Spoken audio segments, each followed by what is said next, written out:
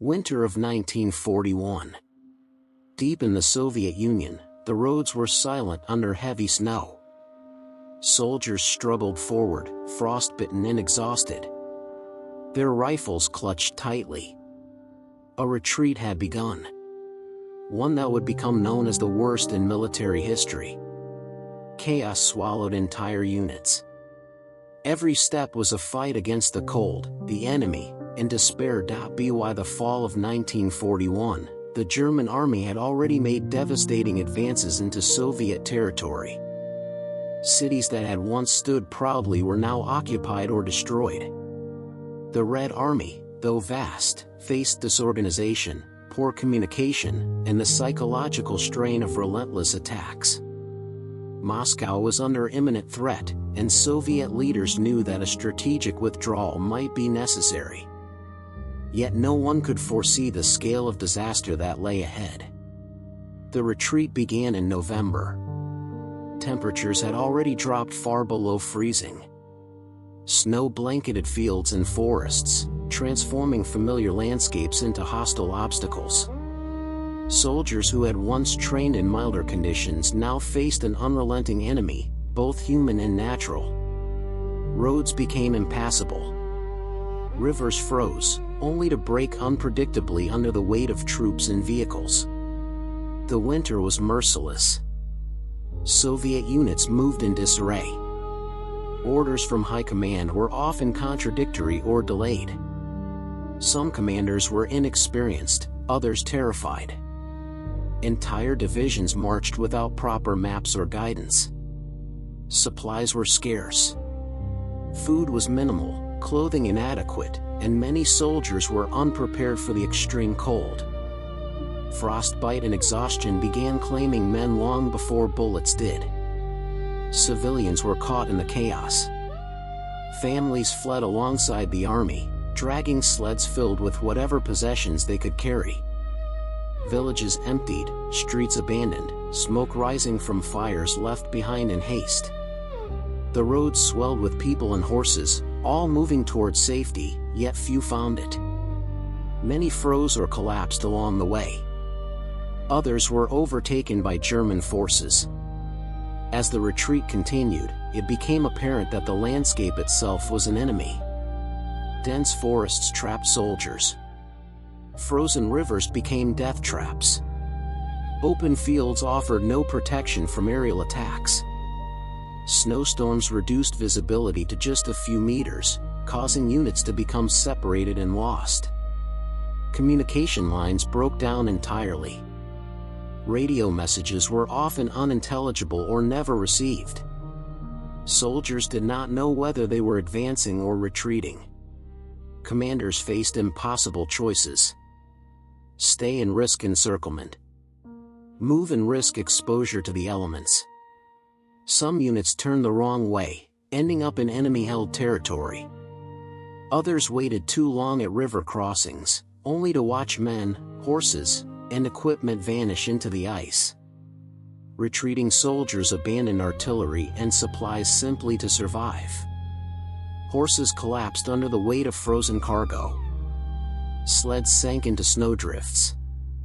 Vehicles broke down, leaving men stranded in the cold. By mid-November, the retreat had stretched across hundreds of kilometers.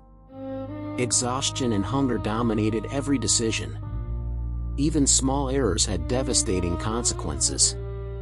Soldiers traveled in silence, eyes hollow, faces frozen and expressionless.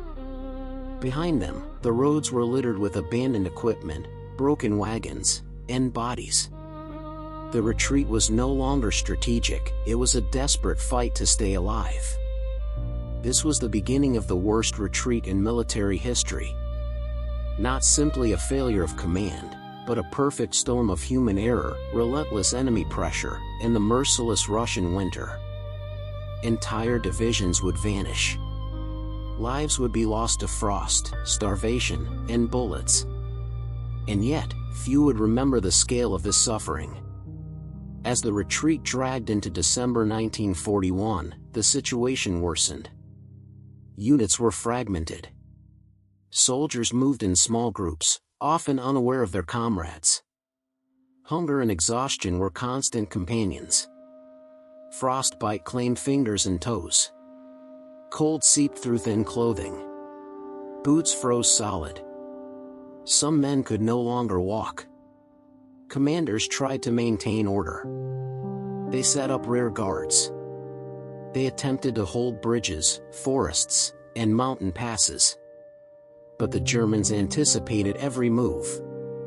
Tanks and infantry cut off escape routes. Artillery shells landed with deadly precision. Snow hid mines and traps. Soldiers fell into frozen rivers, or became easy targets in open fields. Morale collapsed. Arguments broke out among men. Some deserted. Others carried the wounded on sleds. Horses and mules, vital for transport, starved or collapsed. Food was scarce. Soldiers rationed what little they had, often consuming raw supplies. Small mistakes led to deadly consequences. One wrong turn could mean encirclement or freezing to death. Communication was nearly impossible. Orders were delayed or lost. Some groups never learned new routes. Others marched into areas already occupied by the enemy. Confusion reigned. Soldiers no longer knew where safety lay. Entire regiments vanished without a trace. Those who survived relied solely on instinct. Snowstorms became deadly. Visibility dropped to a few meters. The wind silenced cries. Soldiers spoke in whispers, fearing detection. Exhaustion slowed every step. Some dug shallow trenches to survive the night. Others burned whatever they could to keep warm. Fires often attracted enemy planes, turning survival attempts into new dangers. By mid-December, the retreat was no longer an organized withdrawal. It was a wandering through frozen wastelands. Small groups avoided German patrols, crossing forests and rivers, hoping to reach friendly lines. Every day brought new losses. Frost, hunger, and exhaustion killed more than bullets.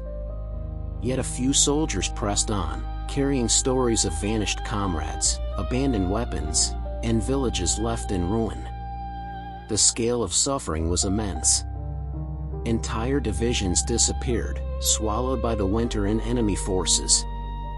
The retreat had become a silent killer, leaving behind only footprints in the snow. Survivors would remember, but the world would scarcely know the full horror of these days. The climax of the retreat came in late December 1941. Temperatures plunged to record lows. Snowstorms swept across the land, turning roads into icy traps. Soldiers moved in silence. Their breath froze in the air. Exhaustion slowed every step. German forces pressed relentlessly. Entire columns were surrounded. Attempts to break through failed. Soldiers froze on the roads. Horses collapsed. Armored vehicles became immobile. Corpses lay in the snow, often steps away from the living. The retreat had turned into a nightmare. Crossing frozen rivers became a deadly gamble. Thousands attempted to cross at once. Ice cracked under the weight. Men fell into icy water. Many drowned. Others clung to the banks, shivering and helpless. Entire regiments vanished in a single night. Survival was uncertain for anyone. Communication broke down completely. Commanders lost control. Orders went unheard. Units became isolated. Soldiers had no idea where to go. They moved by instinct, guided only by distant fires or the faint outlines of trees. Hunger and frostbite claimed more men than bullets. The roads were littered with abandoned equipment. Guns, cannons, and vehicles were left behind. Soldiers burned supplies to keep warm. Some resorted to desperate measures. The living passed by the dead, silent and numb. Hope was fragile. Fear was constant. Stories from survivors describe unimaginable horror. Families abandoned along the retreat. Soldiers frozen in mid-step. Horses and mules that had once carried supplies now lifeless in the snow. Snowstorm after snowstorm erased trails, hiding evidence of those who had disappeared. The retreat consumed everything in its path. By the end of December, the retreat had reached its most catastrophic point. Only fragments of the original army remained. Many were dead, captured, or lost. Survivors walked through a landscape that seemed endless and empty. The scale of the disaster was unimaginable. This was the worst retreat in military history. Not because of the enemy alone. Not because of strategy. But because of the combined forces of frost, starvation, confusion, and relentless pursuit.